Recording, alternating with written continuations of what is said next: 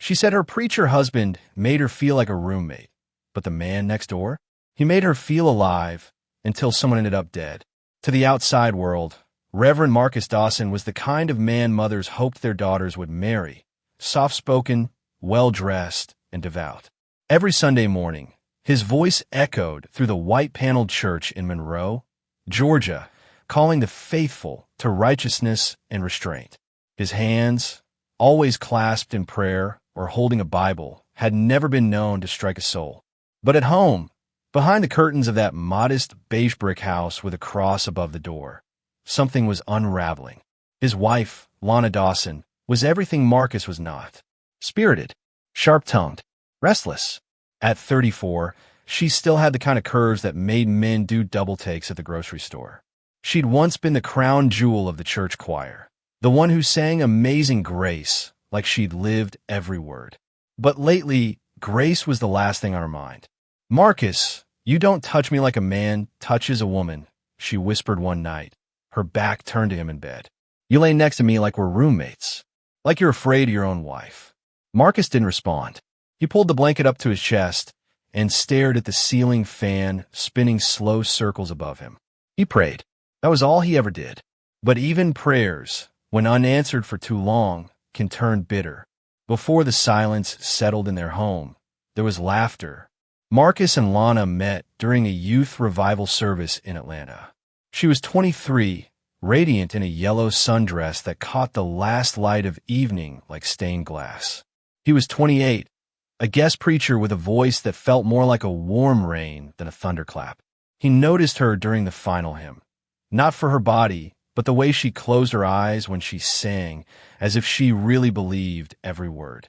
They talked for 3 hours that night in the church parking lot, sharing stories about faith, family, and the kinds of wounds that don't show on skin. Lana had grown up around loud men who drank hard and apologized harder. Marcus, quiet and reflective, felt like a reprieve. Safe. Sacred. He proposed after 6 months.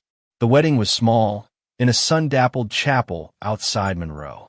Lana wore her mother's veil. Marcus wept through his vows. They didn't have much money, but their love felt like it could feed nations.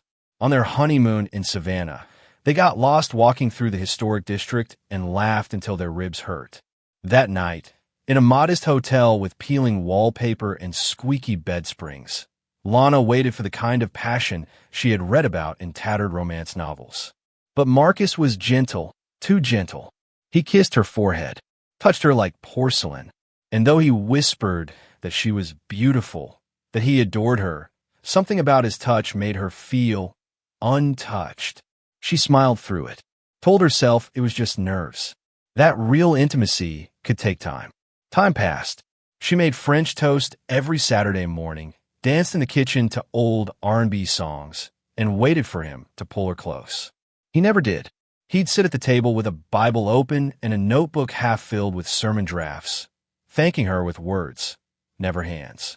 When they tried for a baby, it became a ritual of duty. She charted her cycle, scheduled intimacy like appointments, lit candles to set the mood. But Marcus would pray before touching her, like she was something to be blessed rather than desired. And afterward, he'd lay with his hands folded over his chest, as if he were waiting to be buried. They went to specialists, took tests. Everything was normal. No reason they shouldn't conceive. But Lana knew something was missing that science couldn't diagnose. In one therapy session, when the counselor asked how often they were intimate, Marcus shifted uncomfortably. Lana laughed, not because it was funny, but because it was tragic. "He treats me like a fragile glass of holy water," she said, "afraid to spill me. Afraid to drink." Marcus looked wounded, but he didn't deny it.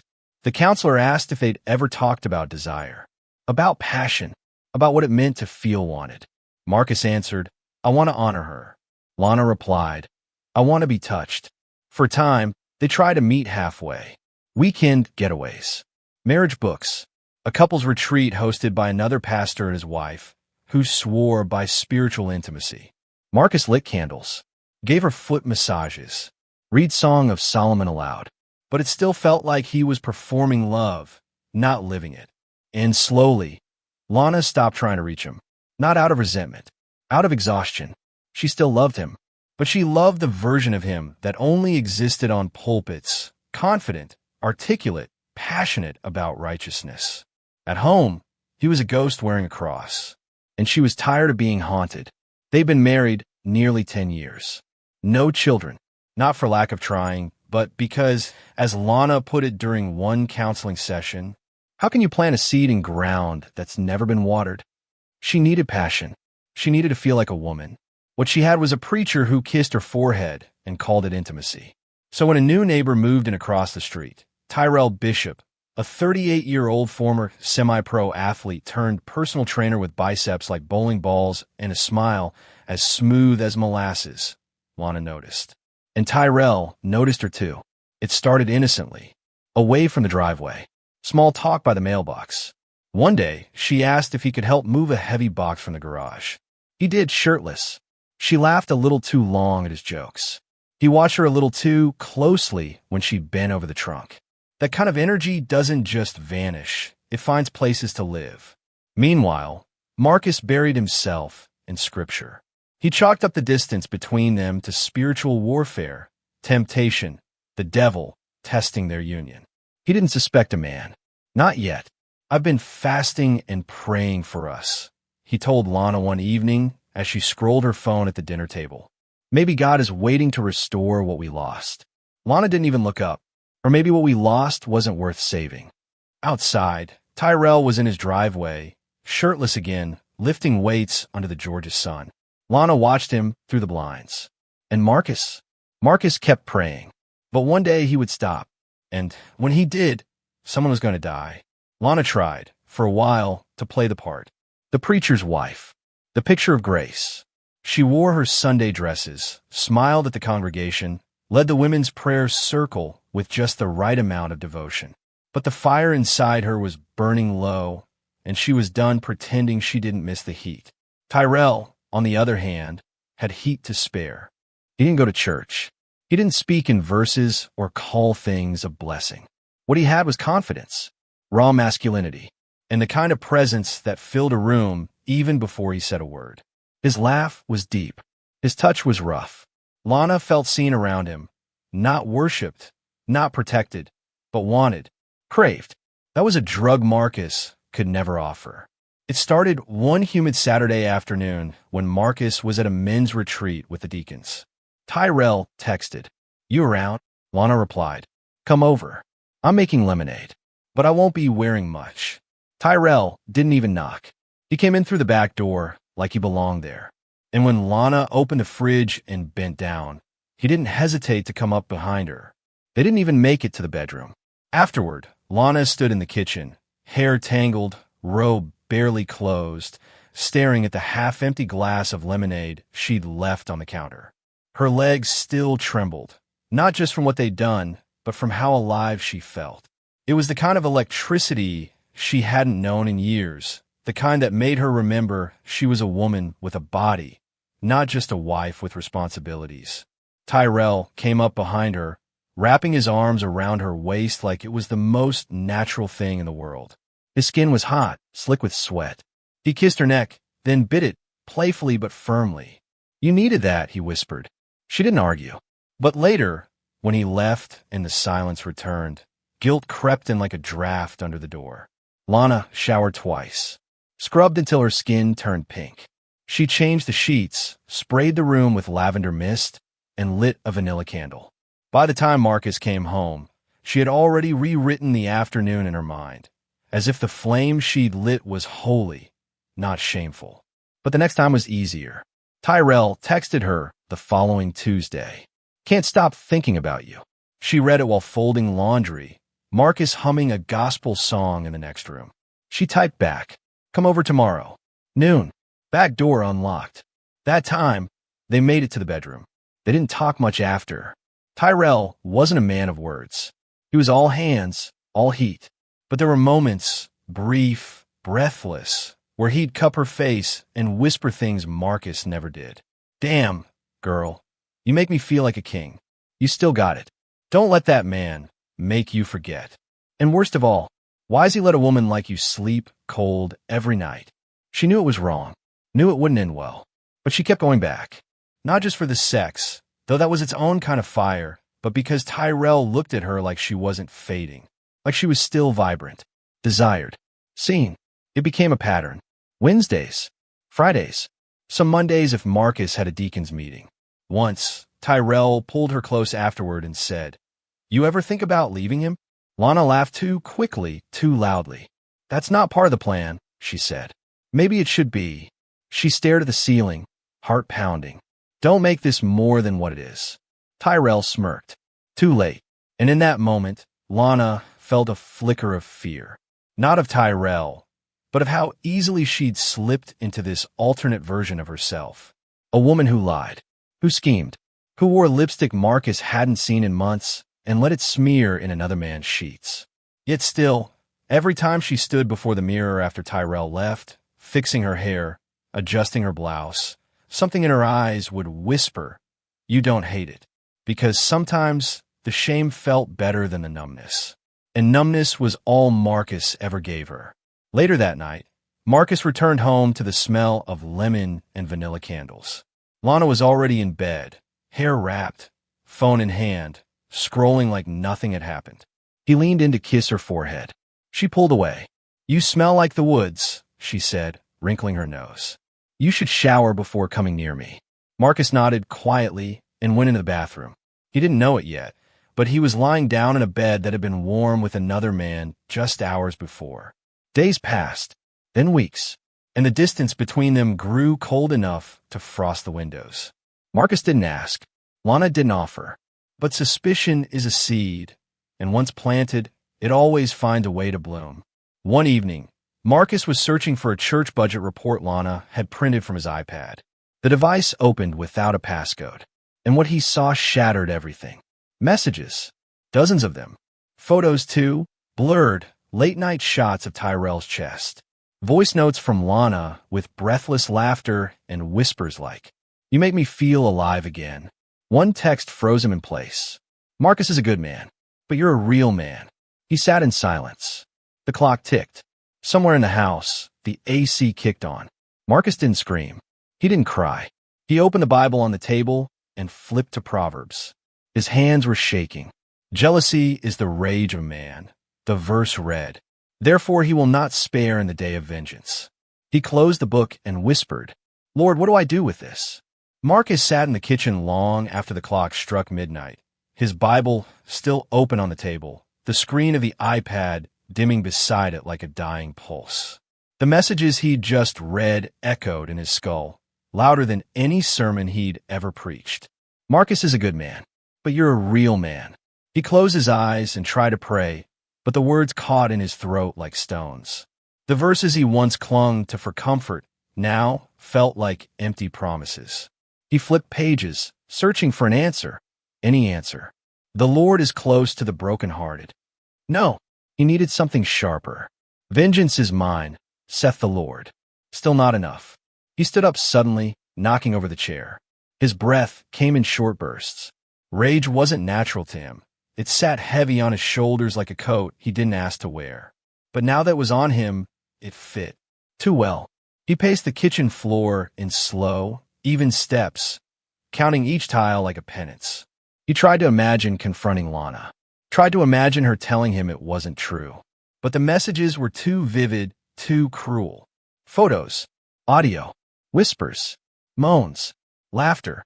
She used to laugh like that for him. Years ago, he opened the drawer near the sink, pulled out a steak knife, held it in his hand for a moment. The weight of it, the shine, the sharp edge that offered an answer no scripture could. Then, just as quickly, he put it down. Marcus walked to the bathroom, splashed cold water on his face. In the mirror, he barely recognized himself. His eyes, usually soft and kind, were bloodshot, rimmed with shadow. He stared at his reflection and whispered, "Is this what you wanted to show me, God? That I'm not enough?" His voice cracked. "That I've been a fool this whole time, fasting, praying, waiting for you to fix something you knew was already dead." No answer, just the quiet hum of the air conditioning and the faint sound of Lana's laugh in his memory, but not with him. Never with him. He walked into the living room, turned on the old record player. A gospel album played, full of trembling piano and trembling voices. But he didn't sing along. He sat in the dark and tried to cry, but the tears wouldn't come. What came instead was something colder. Still, like frost forming beneath his skin. Marcus began to question everything, not just his marriage, but his faith, his identity. What was a preacher who couldn't save his own household? What was the point of shepherding others when his own pasture was rotten at the root? He remembered a sermon he gave just a year earlier titled, "The Strength of Stillness." In it, he had said, "A calm man is not a weak man. He is simply waiting for God's voice." But what if God wasn't speaking? What if God had already turned away? He reached for his grandfather's wooden cross on the mantel, the same one that had hung over every pulpit he'd ever stood behind. He clutched it tightly, pressed it to his forehead like a brand. Then he slammed it down on the table. It cracked, not completely, but enough to splinter the wood. And Marcus stared at it, heart thundering, as if even the symbol of his faith was starting to break. That night, Marcus didn't pray. He didn't sleep. He stared at the ceiling until morning light bled through the curtains. And by sunrise, something inside him had cracked, clean through the middle. By the next morning, Marcus Dawson had gone quiet in a way that wasn't holy.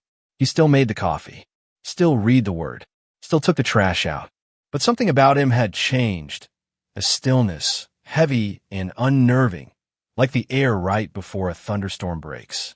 Lana didn't notice, or maybe she didn't care to. She was already halfway out the door before sunrise, wearing tight leggings and a cropped hoodie she wouldn't have dared wear last year. "I'm going on a walk," she said. "You should try it sometime." Marcus only looked at her. That long, blank stare. "Be safe." It wasn't the words that chilled her. It was the way he said them. Calm, slow, with no warmth behind them at all. Outside, Tyrell was already stretching on his porch, shirtless of course, headphones in. Lana smiled. He winked, and for the next 45 minutes, they disappeared around the block.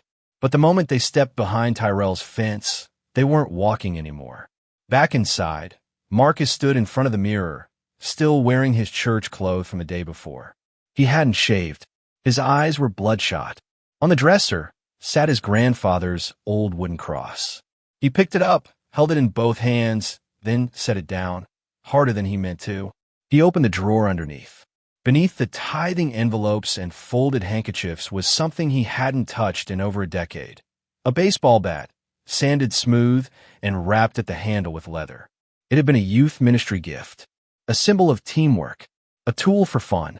But now it felt heavier in his hand, like it had a new purpose. That afternoon, Marcus made a decision. He walked across the street, not in a rage, not stomping, calmly, like a man going to bless his neighbor. He wore a clean button-up shirt, slacks, and carried a small black Bible under one arm. Tyrell's truck was in the driveway.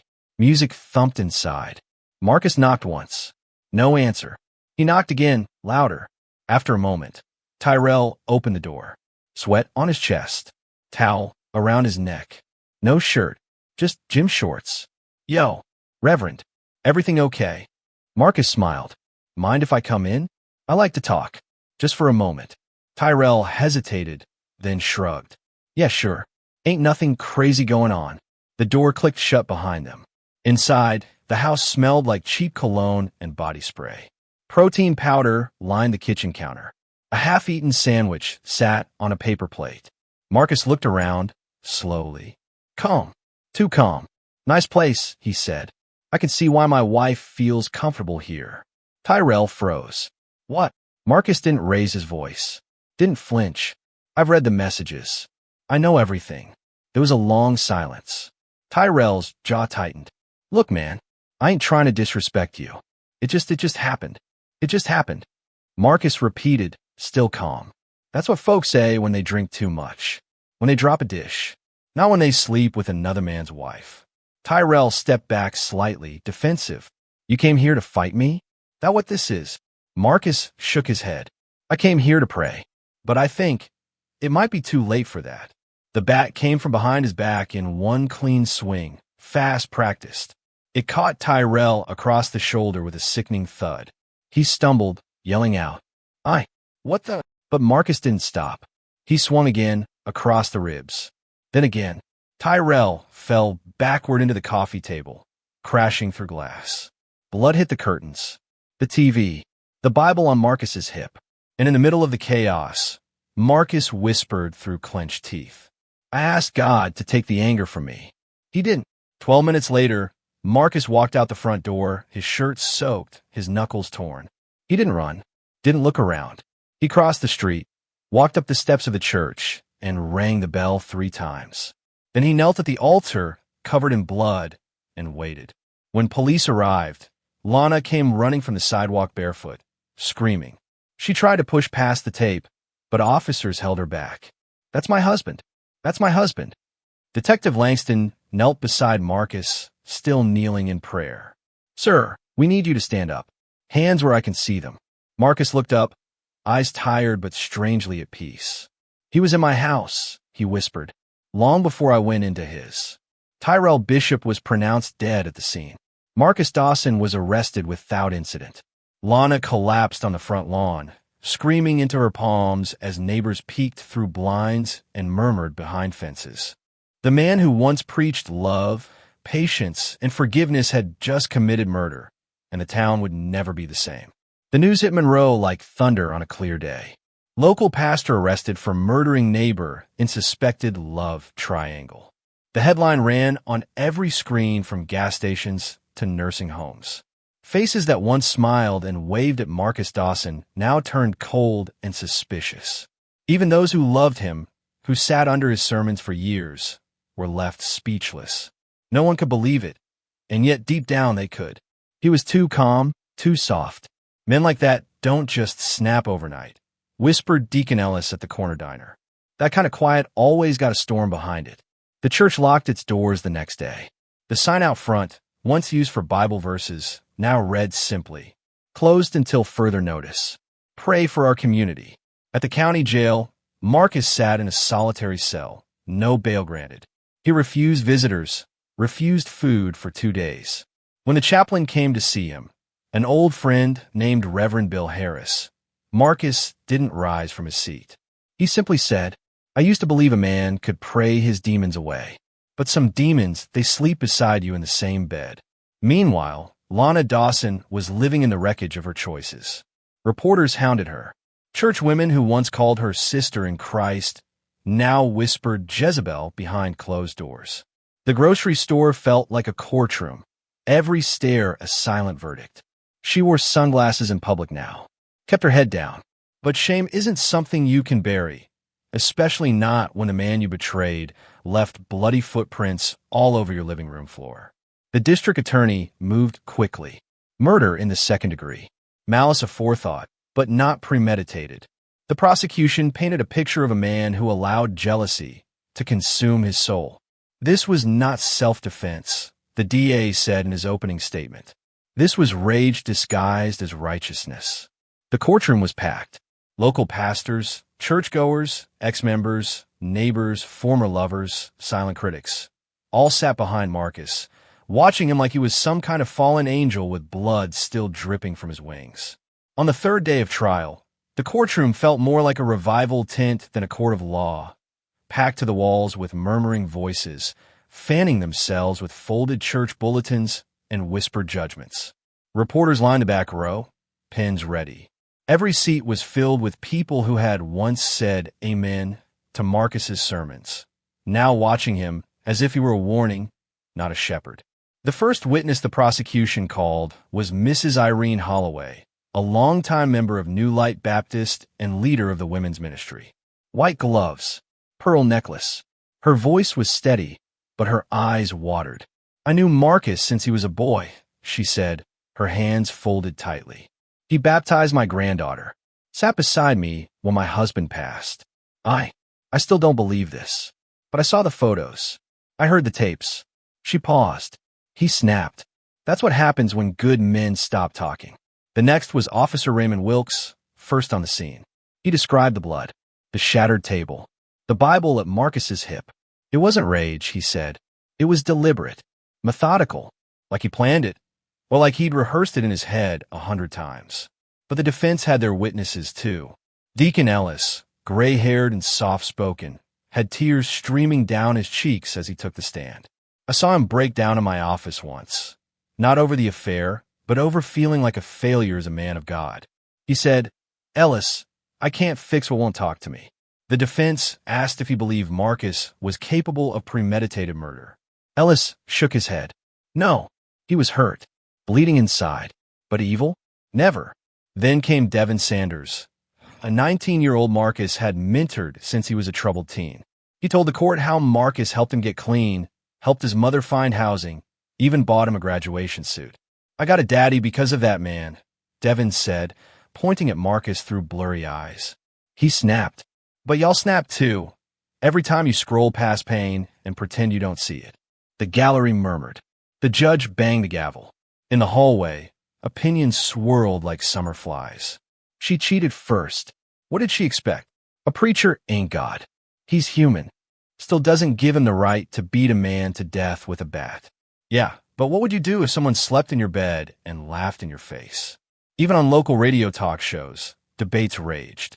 One host shouted, "This ain't just a crime, it's a crisis of masculinity, of faith, of control." Another caller said, "We keep telling men to bottle it up, pray it away, and then we act shocked when the bottle breaks." The prosecution, aware of public sentiment, leaned in harder. "This wasn't passion," the DA said in closing. "It was punishment. Cold, vengeful punishment carried out by a man too proud to walk away. He didn't just lose control, he chose violence." But the defense rebutted. Yes, Marcus Dawson failed. Yes, he made a choice. But it was the choice of a man who had tried everything else and found no mercy. That doesn't make him innocent, but it does make him human. And when the gallery hushed again, all eyes turned to Lana, sitting alone, spine straight, eyes hollow. The judge called her back to the stand for rebuttal. "Do you believe your husband loved you?" Lana hesitated. Then, "Yes, but not in the way I needed." "Do you think he meant to kill Tyrell?" A pause. "I think he meant to end something, and maybe he didn't care if that included himself." Lana sat in the back row, alone, hands clenched in her lap. When she was called to testify, the room held its breath. "Mrs. Dawson, did you have an extramarital affair with the victim, Mr. Tyrell Bishop?" "Yes." "Did your husband know about the affair prior to the day of the incident?" "Not until the night before. He found messages, photos."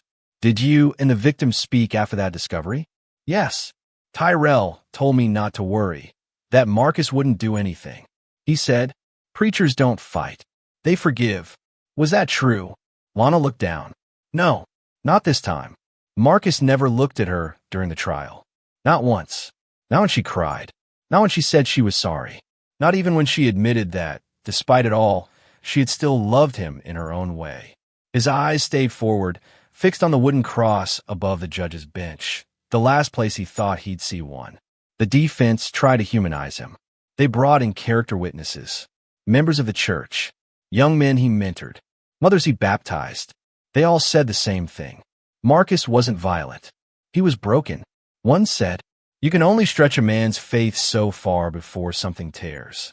The defense showed the messages, the photos, played audio clips of Tyrell mocking Marcus's sermons. They didn't excuse the crime, but they painted a picture. A man humiliated in the deepest way possible, not in public, but in the most sacred space of all, his own marriage bed. In closing arguments, Marcus finally spoke.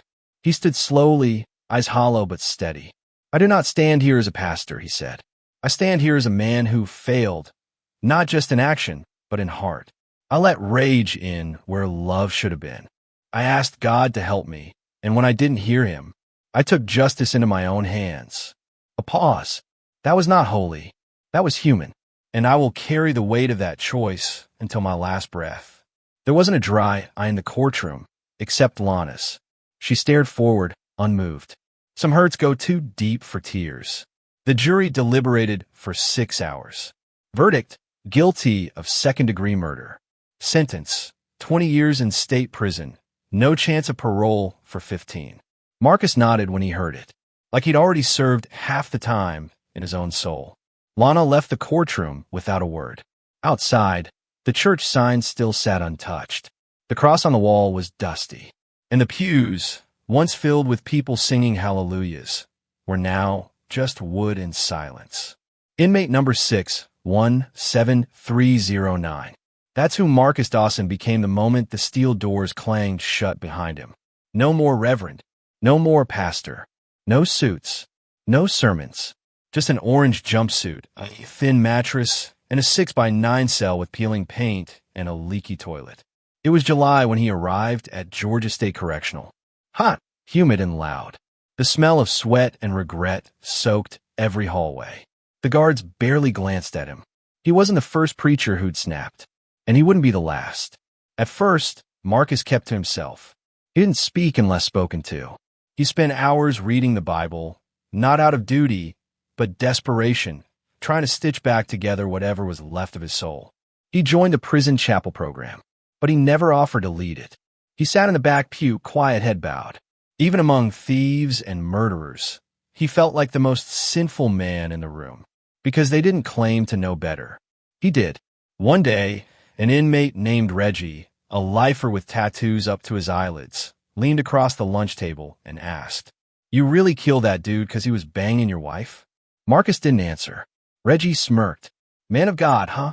You ever think maybe that Bible ain't worked the way you thought it did?" Marcus looked up, eyes calm. "It's not the Bible that failed," he said. "It was me." Meanwhile, Lana was living her own sentence on the outside. After the trial, she moved 2 towns over, changed her last name, and stopped attending church altogether. Everywhere she went, people whispered. Some blamed her for what happened. Some said she deserved worse. But the worst part wasn't the judgment. It was the silence. No one called. No one checked in. Her phone used to light up with messages, invitations, attention. Now it just sat on a nightstand, collecting dust. She started drinking wine at noon, stopped brushing her hair, cried only when she dropped things. And sometimes, just sometimes, she'd pick up a framed photo of her and Marcus from their early years and whisper, "You were supposed to protect me, not punish me." Back in prison, Marcus had begun journaling. Not for therapy, not for court appeals, just for clarity. Each night, he wrote letters to no one, or maybe to God. "Today, I saw a man get stabbed for a honey bun. Today, I watched a guard laugh while an inmate cried over a letter from his daughter. Today, I realized I don't know if I'd recognize my own wife's voice anymore." He never mailed them. He didn't know who would want them. But writing gave structure to the slow decay of days. On the anniversary of Tyrell Bishop's death, Marcus received an envelope. No return address, just his inmate number. Inside was a photo, a small, blurry ultrasound. On the back, 3 words written in neat cursive. "This is yours." His hands trembled. He read it again and again, then folded the photo, placed it in his Bible, right between Psalms and Proverbs, and stared at the wall for hours. Was it real? Was it cruel? Was it a gift or a curse? He never found out. The envelope never came again. 2 years into his sentence, Marcus was transferred to a lower security facility for good behavior. He started mentoring younger inmates, not preaching, just listening. He taught one to read, helped another write a letter to his estranged mother. Some nights, he would lead quiet prayer circles in the yard. No Bible, no robes, just men in orange try to remember how to hope. They called him Rev again, and for the first time in a long time, Marcus didn't correct them. It started small. Marcus never asked to lead the chapel services. He simply sat in the back row, head bowed, whispering prayers no one could hear. But the others noticed how still he was, how he listened, truly listened, when someone talked about their mother dying or their child refusing to write back. One afternoon, a young inmate named Jeremiah, barely 20 and facing a life sentence for armed robbery, came to Marcus in the yard. "You used to be a pastor, right?" Marcus nodded slowly. Jeremiah pulled a crumpled letter from his pocket. "My girl sent this, but I can't read cursive. She said she still loves me. Can you help me read it?" So Marcus did, word by word, syllable by syllable. Then he helped Jeremiah write a letter back, one with no slang, no posturing, just raw truth. It was the first time the young man had said, "I'm sorry," in writing. A week later, another inmate approached him, this one asking for help drafting an apology to his 10-year-old daughter. "I don't know how to be a dad," he said. But maybe if I say it right, she won't forget I tried. Marcus helped him too. By month's end, the back pews were full again. Not with believers, but with broken men trying to stitch something back together. They began to call their circle Midnight Grace. Every Wednesday, after the lights dimmed, they'd gather by the chapel window and speak in turns. There were no sermons, no altar calls, just truth. One man shared about being molested as a child and swearing he'd never let anyone close again, until Marcus looked him in the eye and said, "You don't have to bleed on everyone who didn't cut you." Another admitted he hadn't prayed in 17 years because he didn't believe God would listen. Marcus replied, "He listened to Cain after he killed his brother. Why wouldn't he listen to you?" Word spread. Even some guards started to linger by the door on Wednesday nights. Not to interrupt, but to listen. Marcus fixed broken typewriters, repaired sinks in the bathrooms, volunteered in the prison library, sorting theology books no one touched. He never preached, but he was preaching all the time. In his journal, he wrote, "I thought redemption would come like a choir, loud, glorious. But maybe it comes like a whisper, a man handing another man a pen and saying, 'Start again.'" One day, a new warden, a former seminary student turned correctional officer, pulled Marcus aside. "They say you're making a difference in here," the man said. Marcus shrugged. "I'm just trying not to waste what's left of me." The warden smiled. "Funny. That's exactly what Jesus said." Lana, now working part-time as a dental receptionist, heard about the transfer through a mutual friend. She poured another glass of wine that night, looked out the window, and whispered to herself, "Maybe he's still the better person." In Monroe, the church eventually reopened, under a new pastor with a fresh coat of paint and a brand new sign. But the pew Marcus used to sit in stayed empty. Some said it was out of respect. Others said it was haunted. One woman, during a testimony service, stood up and said, "That man taught me about grace. And then he taught me what happens when we run out of it."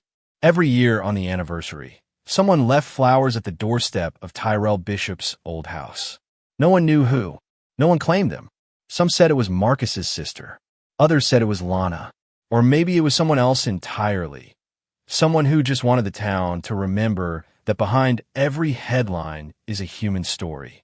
Of love, of betrayal, of faith shattered and vengeance taken.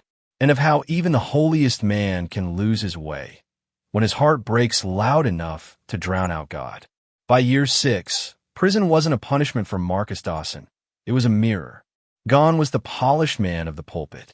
His hair had gone gray at the temples. His eyes sunk deeper into his face, and the lines around his mouth carved story silence could no longer hold. But inside that weathered shell, something unexpected was happening. He was healing, not all at once, and not in the way people hoped. He wasn't singing hallelujahs in the yard or preaching fiery sermons from a milk crate. No, his healing was slower, quieter, built on little things. Teaching an 18-year-old lifer how to write his name in cursive. Fixing the busted sink in the chapel without being asked. Listening when no one else would. The photo of the ultrasound never left his Bible. It yellowed with time, the edges curling like autumn leaves. He still didn't know if it was real. Lana never wrote again, but the idea of that child, his child, haunted and comforted him in equal measure. "If it's true," he wrote in his journal, "then God has given me another life to pray for, even if I never hold them." Then one day, during a quiet afternoon reading hour, a guard approached his table. "You got a visitor." Marcus blinked. "I don't have visitors." "You do now." She walked in wearing a long tan coat and a headscarf. Her face was thinner than he remembered, but the eyes were the same. "Lana." She sat down across from him, folded her hands. Neither spoke for almost a full minute. Then, "I wasn't sure you'd agree to see me," she said. "I didn't expect you to come." "Neither did I." Silence again. "Did you send that photo?" he asked. "No," she replied, "but I know who did." Marcus swallowed. "Was it real?" Lana nodded slowly. "Her name's Eden." The name hit Marcus like a hymn he hadn't heard since childhood. "Eden. She's 5. Beautiful. Strong-willed. She has your eyes." Marcus's hands trembled under the table. "Why now?" he asked. "Why tell me this after all this time?" Lana sighed, eyes glossy. Because she's starting to ask about her father. And I don't want to lie. Not again. And because maybe it's time. They spoke for nearly an hour. She told him about the birth. How she almost didn't go through with it. How she hated him. How she hated herself more. How Eden gave her something to live for. Marcus didn't interrupt. He listened, absorbed every word like water on parched ground. Before she left, Lana reached into her bag and handed him a second photo, this one of a little girl standing in a sunflower field, missing one front tooth, smiling like she had the whole world in her pocket. "If you ever get out," Lana said, voice shaking, "you should meet her. She deserves to know you're not just a monster." Marcus looked at the photo for a long time. "Maybe I am," he whispered. "No, monsters don't feel shame. They don't cry when they think no one's watching." That night, Marcus didn't sleep. He stared at the photo under the weak flicker of his cell light, memorizing every inch of that child's face. He prayed, not for himself, for her. 3 years later, on good behavior and a successful commutation appeal, Marcus Dawson was released from prison after serving 9 years of his 20-year sentence. He was 54. He had no money, no pulpit, no audience, just a beat-up suitcase, 2 photos and a Bible, and lungs that still breathed. He moved to Augusta under a new name, Marcus Reed, and worked part-time fixing HVAC units for an old friend from church. He didn't preach anymore. He didn't claim to have answers, but he volunteered every Wednesday at a halfway house, taught Bible study to men trying to get sober. He always started with the same words. "I don't know much about holiness anymore, but I do know what it means to be broken, and I know what it means to survive it."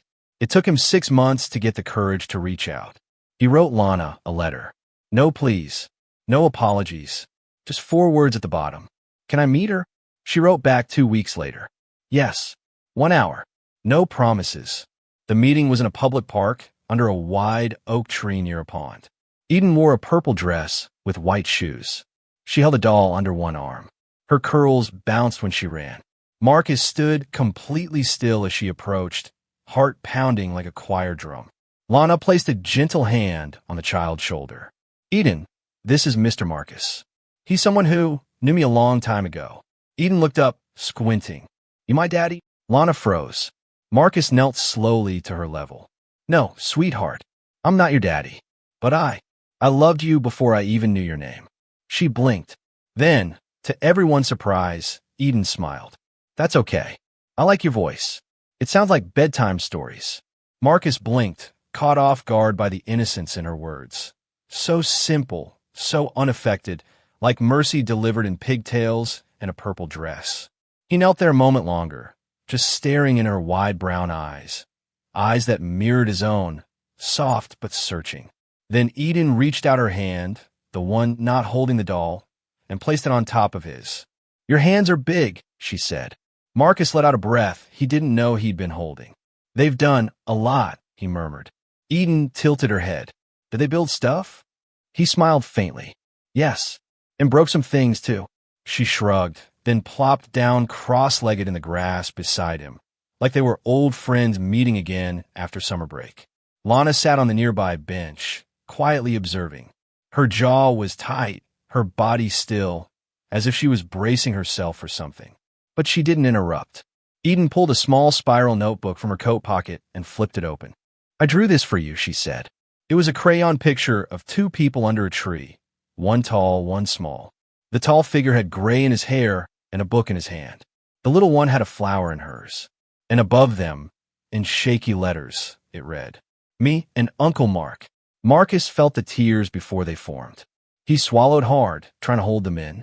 His voice broke when he whispered, "Can I keep this?" Eden beamed. "It's yours." Then, without warning, she leaned forward and hugged him, arms small but tight around his neck, warm, real, alive. He froze at first. Then slowly, almost reverently, he wrapped his arms around her too. In that moment, the weight of orange jumpsuits, cold steel doors, courtrooms, crosses, and guilt cracked just a little, and light poured through the fracture. When they finally pulled apart, Eden looked up and said, "Can I ask you something?" "Anything. Did you ever wish I wasn't born?" The question hit him like a stone. He looked at Lana, who turned away, wiping her cheek. Marcus turned back to Eden, knelt closer. No, baby. Never. Not 1 second. I didn't know you, but I prayed for you. I still do. Eden smiled again. I think God listens to you. Marcus closed his eyes. I hope he does, he said. But even if he doesn't, you just did. That's enough. That evening, as the sun set over the park, Marcus sat alone on a bench. The photo of Tyrell, the Bible, the courtroom, the cell, all of it washed away, just for a moment, in the sound of a child's laugh. He wasn't forgiven. Not yet. But maybe he'd just taken the first step. The fall came slow that year. Leaves drifted through the Georgia sky like tiny sermons, quiet, golden, unhurried. Marcus Dawson, now Marcus Reed to the world, watched them from his porch each morning with a cup of black coffee and a Bible that had grown heavier with time. It had been nearly 2 years since he was released from prison. 1 year since he met Eden in that park under the oak tree. 7 visits since then, each one a little longer than the last. She now called him Uncle Mark, and somehow that was enough. He didn't push for more. He never asked Lana for anything. Not forgiveness, not explanations. He didn't feel entitled to either. She had already given him more than he deserved, a chance to be something better for the daughter he never raised. Sometimes, Eden would bring her drawings to show him. Once, she gave him a picture of a man in orange holding a little girl's hand. Is that me? Marcus asked. Eden nodded. You don't look sad in it. Marcus stared at the crayon strokes for a long time. That's because you're holding my hand. At night, when the town grew quiet, Marcus would sit at his desk and write. The journal had replaced the pulpit. The pages held what sermons no longer could. I still see Tyrell's face sometimes, he wrote. Not in anger. Just there, like he's watching to see what I do with the rest of my life. Lana and I are 2 ghosts now. We move through the same world, but we don't touch it the same. Eden laughs like her mother, but her eyes are mine. He didn't write to be read. He wrote to remember, and to forget, just enough to breathe. One Sunday afternoon, Marcus received an invitation in the mail. Handwritten, elegant. Eden's school play. 6 p.m., auditorium. If you want to come. It wasn't signed, but he knew the handwriting. He showed up in a wrinkled sport coat and polished shoes. Sat in the back row, quiet. When Eden came on stage in a paper crown, pretending to be a lion princess, she spotted him and waved. It was the first time Marcus had cried in public since the trial.